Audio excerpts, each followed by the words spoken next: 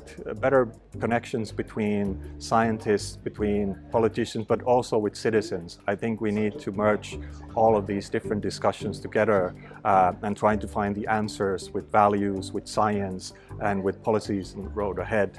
It's important to bring them together. Now they've been excessively in silos so far. Scientists have much more to give to policy than simply peer-reviewed research centers. These form an important foundation of science for policy, but we have much more capabilities to offer, especially in foresight and especially in analyzing uncertainties and looking towards the future. There's unlocked potential that scientists have in science for policy today.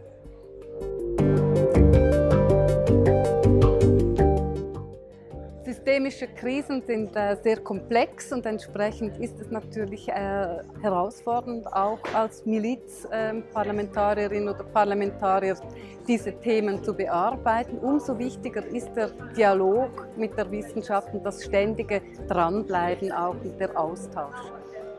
Es braucht entsprechende Gefäße, es braucht ein klares Mandat auch für die Akademien, damit sie wirklich den Dialog mit der Politik suchen und vorantreiben kann.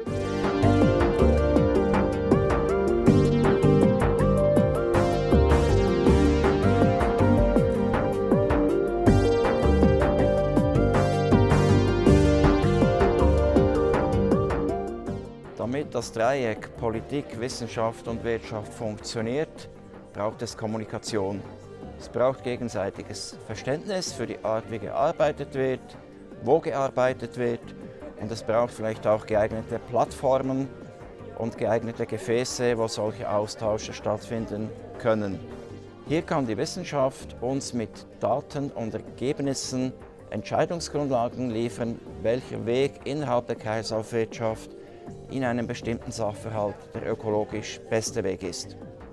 Einander zuhören, Fragen stellen, sich kritisch mit Inhalten auseinandersetzen, dann kommen wir weiter, dann entsteht ein höheres, ein besseres Verständnis und die Dinge können sich besser in Bewegung setzen.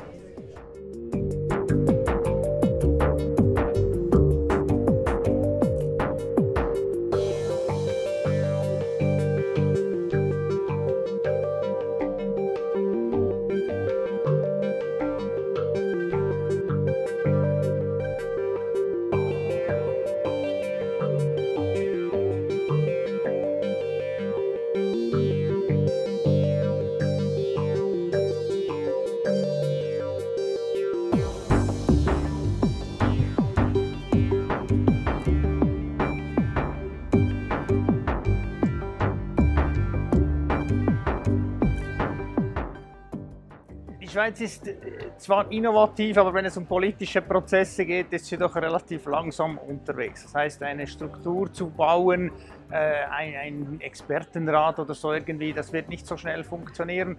Wenn das nicht möglich ist, heißt das nicht, dass man nichts tun kann. Man kann trotzdem auf bilateralem Weg sehr viel mit Menschen sprechen und versuchen, den Dialog mit der Öffentlichkeit und der Politik zu suchen. Und es gibt auch viele Leute, die sehr offen sind dafür und mithelfen.